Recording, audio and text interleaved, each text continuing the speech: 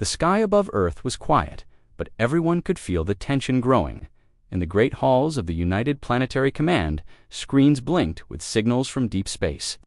People spoke in hushed voices, unsure of what would come next, far away. From Earth, in a system lit by twin suns, the Galactic Council had gathered. They were a group of alien races, more than 70 in total, each with their own language, technology, and history. They had come together many years ago to keep peace in the galaxy. But now, they all looked at one name with fear. Earth. Humanity had expanded faster than any species before. They built colonies on moons, stations inside asteroid belts, and cities. On distant planets, they pushed forward without asking permission. Their machines learned too quickly. Their AIs grew smarter than many council members were comfortable with. Some believed Earth was a rising star. Others saw it as a dangerous fire. The council had warned Earth before, sending messages, envoys, and even threats. But Earth never slowed down. Instead, they built more ships and trained more soldiers. So the council sent one final message. A high-ranking alien diplomat named Virelin was chosen. His species, the Alari, were known for their calm nature and powerful minds. His ship, the Zephyr's Grace, was a smooth, silver vessel shaped like a crescent. It arrived in Earth orbit with its weapons off and its lights dimmed.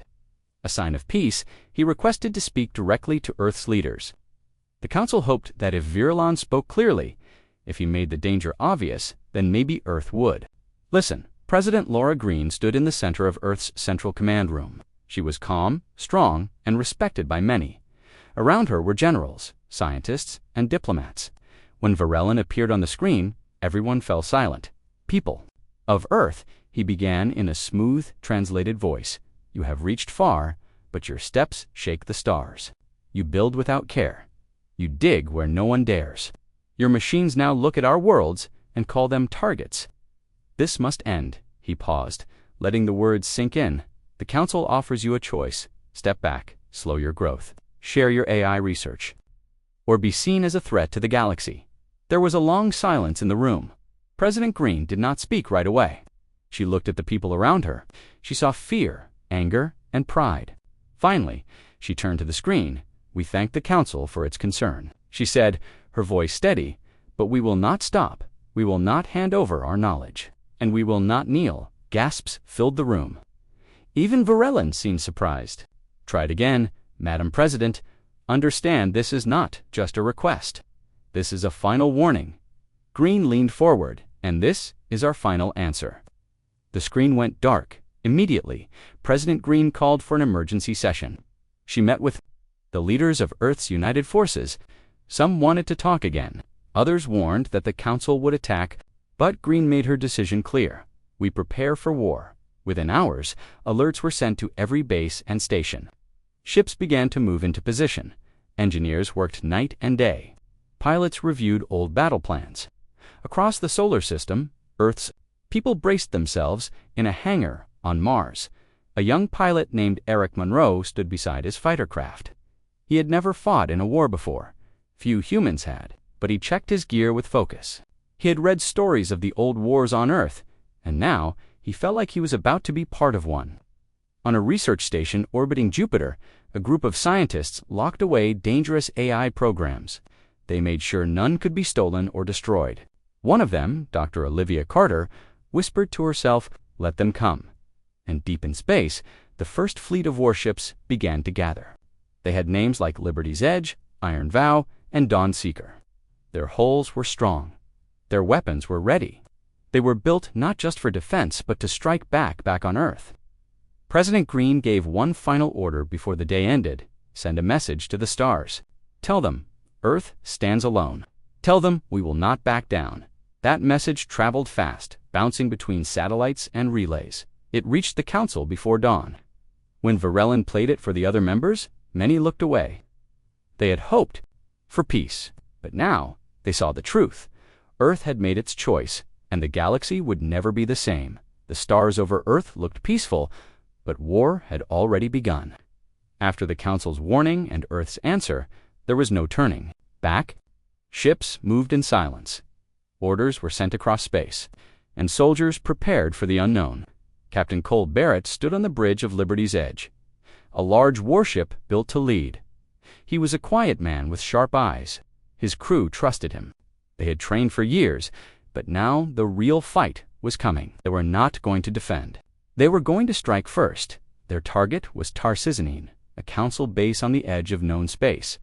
The base was small but important. It had sensors, weapons, and data on many planets. If Earth could take it, they would send a clear message. As the fleet left lunar orbit, Cole looked at the stars. He didn't feel fear. He felt calm, like a hunter in the forest. Behind Liberty's Edge, other ships followed. Iron Vow, with its heavy armor, Skyhammer, a fast attack ship, and several support cruisers carrying drones, medical bays, and supplies. The fleet moved like a pack. On board Liberty's Edge, the crew worked quickly. Engines roared, shields came online, and weapons locked into place. The ship's AI, named Iris, spoke in a smooth voice. "All systems ready, Captain. Good. Let's begin." Far ahead, Tarsizanine floated in orbit around a red planet. Its silver rings glowed in the dark. Alien soldiers patrolled its halls. They were not afraid. The Council had told them Earth would never attack first. They believed Earth was slow and polite. They were wrong. When the human fleet dropped out of warp, they didn't send a warning. They didn't talk. They opened fire. Railguns launched long metal rods that moved faster than sound. Lasers cut through shields. Drones zipped through space like angry insects. The first hit came from Iron Vow. Its cannons tore through the outer ring of the station. Inside the station, alarms screamed. The Council guards ran to their posts. Some tried to send messages, others tried to fire back. But Earth's fleet moved too fast. Their weapons were strong, but it was their speed that shocked the defenders. Cole gave short, clear orders. Aim for the power core, disable defenses. No escape pods. He didn't say it in anger. He said it like someone finishing a job. Dropships flew from Liberty's Edge, heading toward the station. Inside them were armored soldiers with pulse rifles. One of them, Sergeant Lena Brooks, held her weapon tight. She had fought in small battles before, but this was different. This was history.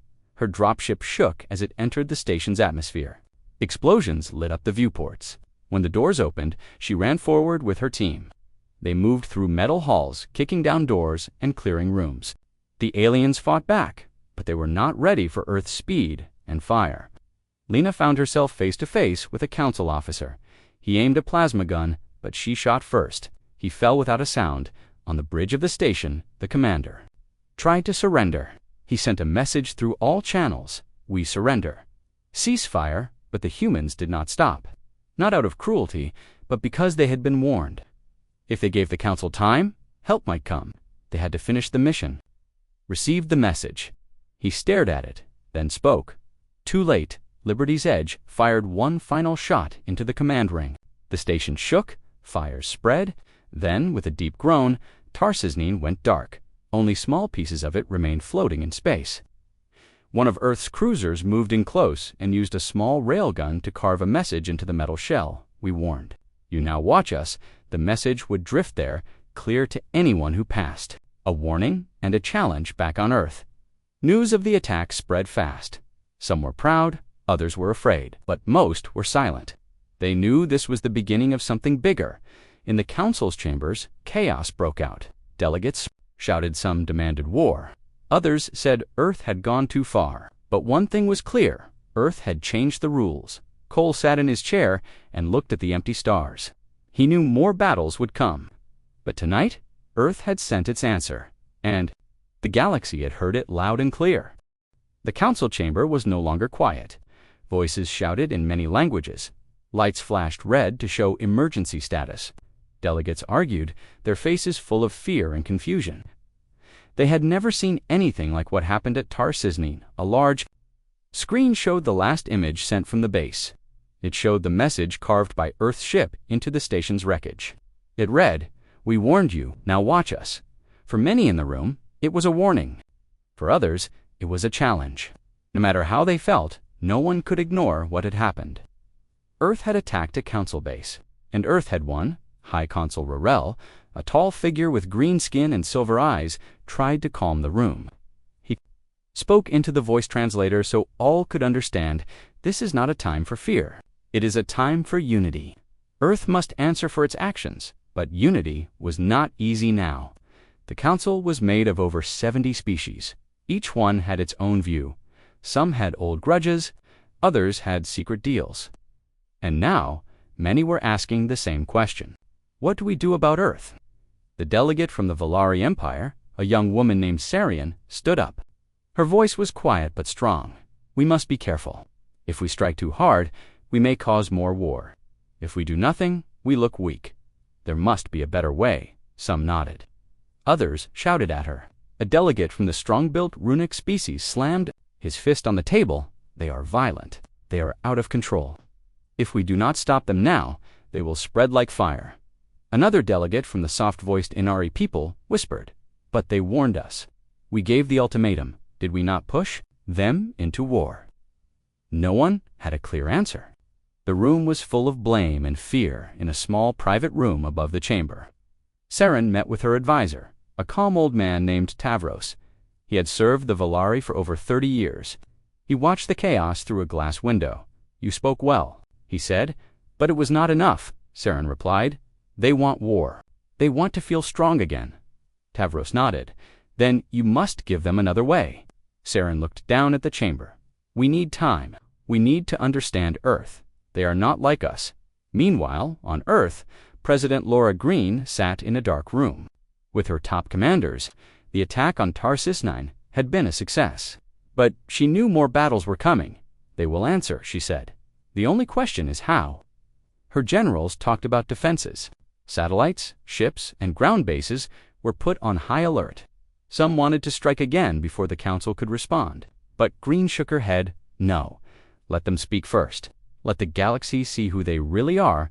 On the council homeworld, many species began to worry. Some of them had no strong army. Some had only 1 or 2 planets. If Earth came for them, they would not survive. Whispers began in back halls and quiet places. Some spoke of breaking away from the council. Others thought about speaking to Earth.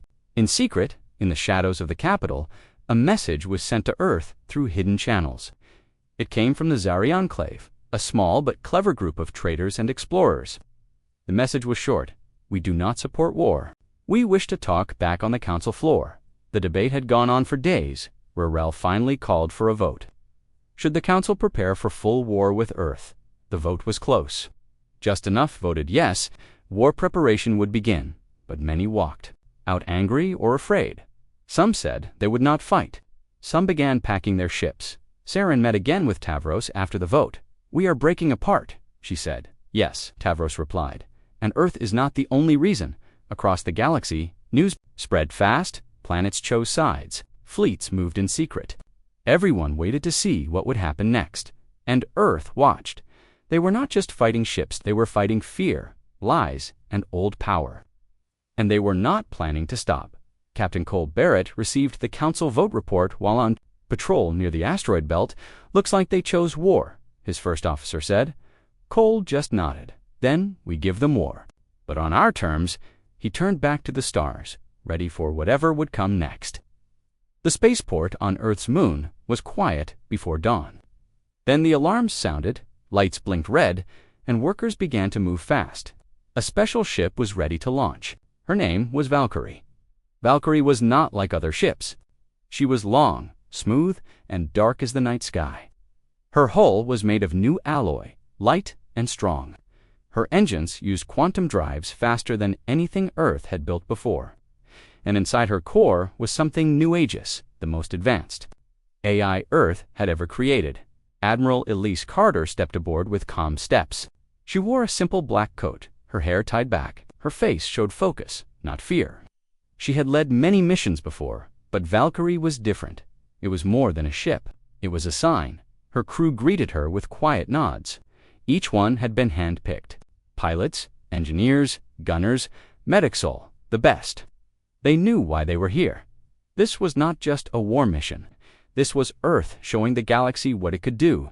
The ship launched without a sound. It moved through space like a shadow. No warning, no trail. The council would not see her coming. The target was a prison station near the Selnar Nebula. A human envoy had been taken there by the Council weeks ago. No one had been able to reach him. But Earth had not forgotten. Admiral Carter planned to get him back. As Valkyrie entered the nebula, lights flickered outside the windows. Gas clouds swirled in strange shapes. Small sparks danced on the hull. It was beautiful, but dangerous. Aegis scanned the area, Carter said. A calm voice answered, multiple ships detected. Council defense pattern, standard formation.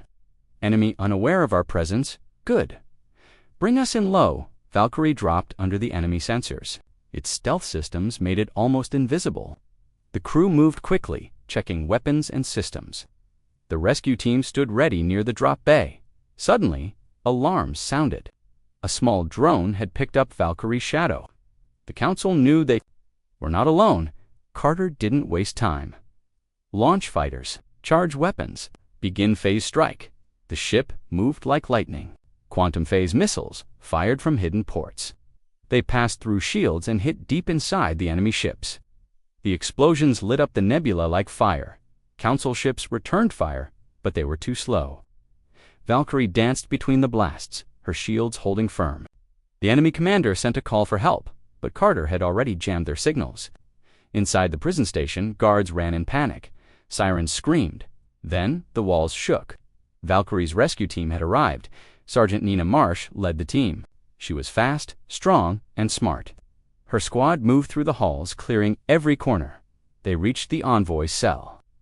He was weak, but alive. We're here to take you home. The team fought back to the bay. More guards came, but they held the line. One soldier, Private Lewis, was hit. Nina pulled him back and carried him with one arm while firing with the other. She didn't stop. Back on Valkyrie, Carter watched the fight on screen. She saw Nina and the envoy make it back, open bay doors. Prepare for jump. The ship turned fast. More Council ships arrived, but it was too late. Valkyrie jumped into quantum space and vanished. Hours later, the envoy sat in the med bay. He looked tired, but grateful. I thought I was lost. Not on my watch, Carter said with a small smile. News of the rescue spread fast. Across Earth, people cheered.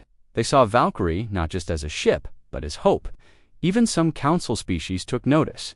One small world in the Zari Enclave sent a message. We see your strength. We want to talk. The Council was angry. Their station destroyed, their ships beaten, and their prisoner taken back. But they could not stop the message that followed. It came from Valkyrie. It was a simple broadcast. Sent across many systems, Admiral Carter's voice spoke clear. Earth does not run. Earth does not forget. If you take one of ours, we will come for them, and we will not fail. That message played again and again, on trade ships, on far planets, even in secret meetings. People began to talk. Maybe Earth was not the monster. Maybe Earth was just tired of being pushed. Back in her quarters, Carter sat alone. She looked at a photo of her family. She missed them, but she knew what she was doing. We didn't start this, she whispered, but we'll finish it. Valkyrie flew on through the stars, her engines quiet, her mission clear. She was more than metal and code. She was Earth's voice, and now the galaxy was listening. The sky above Hellion Prime was full of ships. The Council had built the planet into a strong base over many years. It was rich in energy and had many weapons. Its defenses could stop almost any attack. But now, Earth had come from orbit. The planet looked peaceful. Green fields, silver towers, and blue oceans. But under that beauty was a wall of weapons, shields, and traps. Captain Adrian Cole stood on the bridge of the Dawnbreaker, a heavy assault cruiser. He was tall and calm, with short brown hair and tired eyes. He had fought many battles, but this one was the biggest yet. His second-in-command, Jenna Lee, gave him the latest report. All squads ready. Orbital cannons are hot. Ground teams waiting? For green light, Adrian nodded. Then we begin. The fleet moved into formation. Earth had sent 12 large ships, dozens of support vessels, and thousands of soldiers. They didn't try to hide. They wanted the Council to know they were coming. From the surface of Hellion Prime, defense stations fired first. Bright beams shot up into space, trying to hit the incoming fleet. But Earth's ships moved fast. Shields took the hits, and weapons fired back. The sky turned into a storm. Explosions lit up the dark. Missiles flew in all directions. Laser beams cut across the stars. The Council defenders fought hard, but Earth's fleet had better tech and smarter systems. Captain Cole watched as 2 enemy cruisers exploded, pushed forward, prepared dropships. Down below, Council soldiers ran to defend the cities. They had trained for this, but they were nervous. The news from Tar Seisnan and the Valkyrie mission had scared them. From the Dawnbreaker, hundreds of dropships launched. They fell through the clouds like fire. Inside them, Earth soldiers checked their gear. Some prayed, others stayed quiet. One of them was Sergeant Marcus Ray. He had grown up on a mining colony. Now he led a team of 10 into the biggest fight of their lives. Stick together, watch each other. We get in, we break the grid, and we get out. Their goal was simple: destroy the shield control center so Earth's ships could strike harder. As they landed, explosions shook the ground. Council troops fired from bunkers and towers. Earth's soldiers pushed forward with cover and speed. The fight was close and bloody. Marcus reached the gate of the control center. He threw a smoke bomb and rushed inside with his team. Lasers flashed. He took a hit in the arm, but kept going. Plant the charges. Now his team moved fast.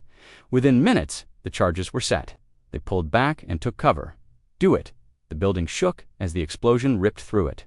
The power grid failed. In space, Earth's ships saw the shield lines vanish. Shields are down. Genely shouted, "Fire all weapons!" Cole ordered. The Dawnbreaker and her sister ships rained down plasma and kinetic rounds. One by one, Council defense towers fell. Fires burned across the surface, but the battle wasn't over. Council forces regrouped. They launched fighters from underground bays. A swarm of small ships flew up, trying to strike back. Earth's fighters launched to meet them. Dogfights filled the sky. Ships twisted and spun, lasers flashing past. Pilots shouted commands and warnings. Among them was pilot Dana Shaw. She flew a small but fast fighter called Striker 7. She dodged 2 enemy blasts and fired back, taking down a Council fighter in flames. "That's 2 for me," she said with a grin. In the control room on Hellion Prime, the Council commander saw their losses growing. He spoke to his advisors. "We can't hold them. Prepare evacuation protocols," but not all wanted to flee. Some officers stood their ground. Others began to panic. Earth's ground teams reached the Central Command Tower by nightfall. Marcus Ray, still bleeding from his arm, led the final charge. His team kicked down doors and cleared room after room. Finally, they reached the command center. The Council officers raised their hands. "We surrender." Marcus looked at them and nodded. Smart choice. Back in orbit, Captain Cole received the message. "The city is ours." He took a deep breath and looked out at the burning sky. "Send medical teams. Help who we can. We're not here to destroy everything." The battle for Hellion Prime had ended. Earth had won, but it had come at a cost. Many ships were damaged. Hundreds of soldiers were hurt. Some had died. Still, the message was clear. Earth could take even the strongest of Council worlds. The galaxy was watching, and some were starting to wonder if Earth was not just fighting to survive, maybe Earth was fighting to lead. The war had changed everything. After the fall of Hellion Prime, the galaxy no longer saw Earth as weak. Earth was now strong, and everyone knew it. But not all species wanted to fight Earth. Some began to think about other options. In a quiet corner of space, the Zari Enclave held a secret meeting. The Zari were smart traders with fast ships and sharp minds. They had always followed the Council, but now they were not so sure. Their leader, Naroven, spoke to a small group of advisors. "Earth is not what we thought. They are not fools. They are not monsters. They are fighters." One of his advisors, Lyra Sen, nodded. "And they are winning." Nero looked at the stars outside his window. "Maybe it is time to talk." He sent a secret message to Earth. It was short and careful. "We are listening. What do you want?" Back on Earth's moon base, the message was received by intelligence officers. They brought it to President Laura Green. She read it and smiled. "It's starting." She met with her top advisors. Some were surprised. Others were. Ready? Earth had been waiting for this. They knew some Council members didn't want war. Now was the time to act. "Send a reply," Green said. "We offer peace, but we want full freedom, no Council control, and we want trade." The message was sent through a secure wormhole relay. It reached Naroven in under a minute. He read it twice and sat back in his chair. They want freedom. I respect. That the Zari Enclave was not the only one thinking about change. On another world, the Delphari Republic also began to question the war. They were a peaceful people, known for their science and art. Their leaders had never liked the councils. Strict Rules, one of their diplomats, Mechador, spoke to her council. We should not follow the old ways. Earth is strong, but they are fair. They do not strike without reason. A vote was held. The result was clear. The Delphari would not fight. They would remain neutral. Secretly, they also began to send data and support to Earth, but not all news was good. Late one night, alarms sounded at Earth's moon base. A fleet of Council stealth ships appeared out of the black sky. They had come to strike hard and fast. Their goal was to destroy Earth's command center. Commander Nora Whitman was in charge. She was ready. Her ship, Haven's Reach, stood between the base and the attackers. It was an older ship, not as fast as Valkyrie, but strong and full of surprises. Shields up, she ordered. Bring all guns online. The enemy ships fired first. Missiles and plasma blasts filled the sky. But Haven's Reach fired back with perfect aim. Its cannons lit up the dark. Drones launched from its sides, attacking the enemy like a swarm. Whitman gave clear, fast orders: target their engines. Don't let them escape. One council ship broke through and flew toward the base. But Earth's defense turrets activated just in time. Bright beams shot from the ground and hit the ship, breaking it apart on the bridge. Whitman saw the enemy retreating. We held them. Her crew cheered quietly. They knew more attacks would come, but tonight they had won. The failed attack shocked the council. They had hoped to break Earth's command. Instead, they had lost another fleet, and now more members were losing faith in the council chambers. The arguments grew louder. Some still wanted to crush Earth. Others wanted to end the war. Saren of the Valari Empire spoke again. We are falling apart. Every battle we lose makes us weaker. We need to talk. Her words reached new ears. Small nations and traders began to follow her voice. They wanted peace. They wanted new paths. Earth saw all this. They didn't rush. They let the council argue. While they built more ships and trained more troops, Captain Cole Barrett returned from Helion Prime. He met with Admiral Elise Carter aboard the Valkyrie. They stood together in the strategy room. Things are shifting, Carter said. Some are turning to our side, and some will never stop fighting, Cole replied. Carter looked at the star map. Red dots showed council forces. Blue dots showed Earth and its allies, but now there were green dots too. Maybe that's enough, she said. We don't need to win everyone, just enough to break their hold. Cole nodded. Let's give them something to believe in. As Valkyrie moved through space, it sent messages of peace and strength. Earth was no longer alone, and in the silence between stars, new alliances began to grow. The wormhole at Varellus Gate was quiet, floating like a glowing ring in space. Around it were old satellites and small listening stations. This place had once been peaceful. Now, it was the meeting point for one of the most important talks in the galaxy. The council had asked for a meeting. After so many battles, they said they wanted to talk. They sent a message to Earth. Come to Varellus Gate. Let us find peace. President Laura Green agreed to send a small team. She knew it could be a trap, but she also knew it could be a chance.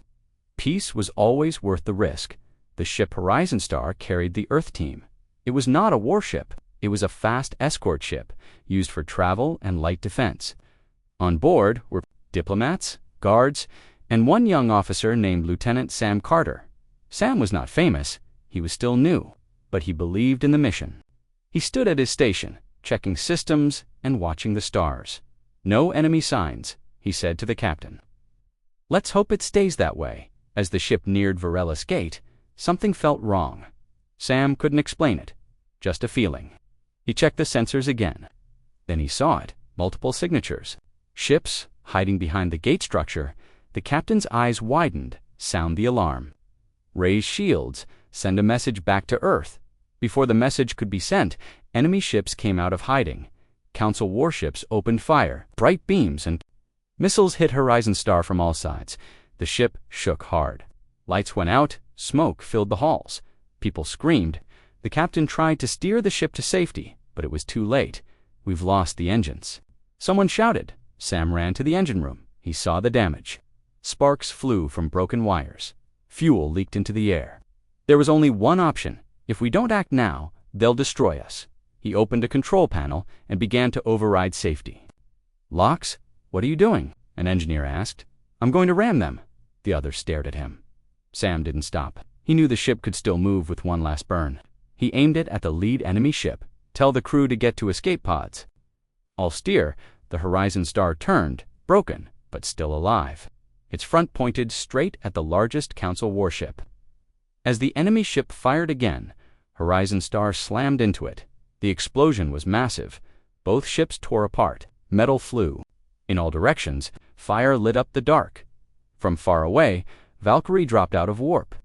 Admiral Elise Carter had followed the Horizon Star as backup. She saw the light of the blast and knew something had gone wrong. Paddle stations. Prepare to engage. Moved fast, firing quantum missiles and shield breakers. The Council ships were surprised. They had thought Earth was alone. Now, they were under attack. Admiral Carter led the charge. Valkyrie moved between enemy ships, striking fast and clean. Earth drones followed, picking off smaller targets. One by one, the Council ships were forced. To retreat, Carter opened a channel to all Council forces. You tried to betray us.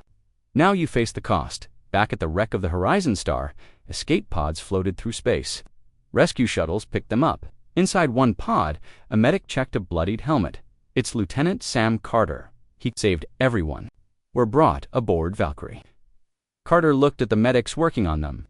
She stood silent for a long time. He was brave, one of the diplomats said. He was more than that, Carter replied. He gave us a chance. Word of the betrayal spread fast. Many in the Council were shocked. Some claimed they had no part in the ambush. Others said Earth had attacked first. But the truth was clear to many. Earth had come for peace. The Council had answered with fire. In the Valari Empire, Siren was furious. She stood before the Council chamber and spoke with fire in her voice. We asked for peace. And then you sent an attack. You shame us all, some delegates agreed. Others stayed silent. The Council was breaking apart, and Earth was watching. Back on Earth, President Green gave a speech to the world. We sent our people in peace. They were attacked. One of them, Lieutenant Sam Carter, gave his life so others could live. His name will not be forgotten. People listened in silence. Then, slowly, they began to cheer. Not for war, but for courage. A statue of Sam Carter was placed in the Hall of Heroes. His story was told on every screen, in every language. He had become a symbol, and Earth, more than ever, stood together. The war was not over, but now Earth was not just fighting for safety. It was fighting for honor. The war had lasted for years. Battles had burned across the stars. Many ships were lost, many lives taken. Earth had been pushed, but it never broke. Now, things were changing. The Council was tired. Too many defeats, too much fear. Many of its members had left. Some had joined Earth, some had just walked away. Only a few still wanted to fight. Admiral Elise Carter stood on the bridge of Valkyrie. Around her, the crew worked in silence. Ahead of them, floating in space, was the Council's homeworld, a planet that had once ruled the stars. Now it waited. Quiet and alone are the ships in position. Carter asked, Yes, Admiral. Full formation. All weapons ready. She nodded. Hold position. Do not fire, unless fired upon Earth's fleet filled the sky. Ships, large and small, formed a wall of steel and power. Some were new. Others had fought since the first battle. All were ready. A message came from the planet. This is the High Council. We ask for a meeting. No weapons, just words, President Laura. Green, watching from Earth, gave her order. Go. Listen. But remember, we do not kneel. Admiral Carter took a shuttle down to the surface. The skies were gray. The city below was quiet. Council buildings stood tall but empty. The landing pad had no guards. She walked with 2 officers beside her. No one stopped them. Inside the main hall, she found a small group of council leaders. They looked tired. Their robes were worn. Their eyes were heavy. The High Council stood slowly. Admiral Carter. We meet at last. She did not smile. We could have met a long time ago, he nodded. We were wrong. About Earth, about fear. We thought we could control the stars forever. Carter said nothing. Now, we ask for peace.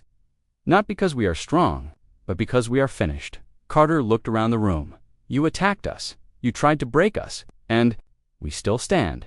Yes. And for that, you have earned a place. The words echoed in the quiet room. Later that day, the council signed the peace. Earth was offered a seat not below others, not as a guest, but as an equal. A leader, back on Valkyrie, the crew received the message. Cheers broke out. Some cried. Some just sat quietly, thinking of all they had seen. Captain Cole Barrett stood on the deck of Liberty's Edge, orbiting nearby. He looked at the planet below and let out a long breath. It's over, but peace did not mean forgetting. A monument was built in space. It floated near the first battlefield. On its side were names every ship, every soldier, every soul lost in the war. At the top were the words, they stood when others fell. They spoke when others were silent. They fought for all. Lieutenant Sam Carter's name was there, shining in the light. President Green gave one last speech. We did not choose this war, but we chose how to fight it. With courage, with unity, with hope. And now, we choose peace. People across Earth and beyond watched her words. On Mars, on the Moon, on far colonies, even on council worlds. Some clapped, some just smiled. The stars were quiet again, but different now. Earth was no longer just a planet. It was a voice that said, we are here, and we will not be. Pushed a voice that others had to hear. And so the ships returned home. Some for repairs, some for good. The soldiers took off their armor. The builders picked up tools. Children played in safe fields again. But the lessons stayed. Earth had changed the galaxy. Not just with power, but with will, with truth, with fire that refused to go out. And somewhere deep in space, Valkyrie still flew, watching, just in case.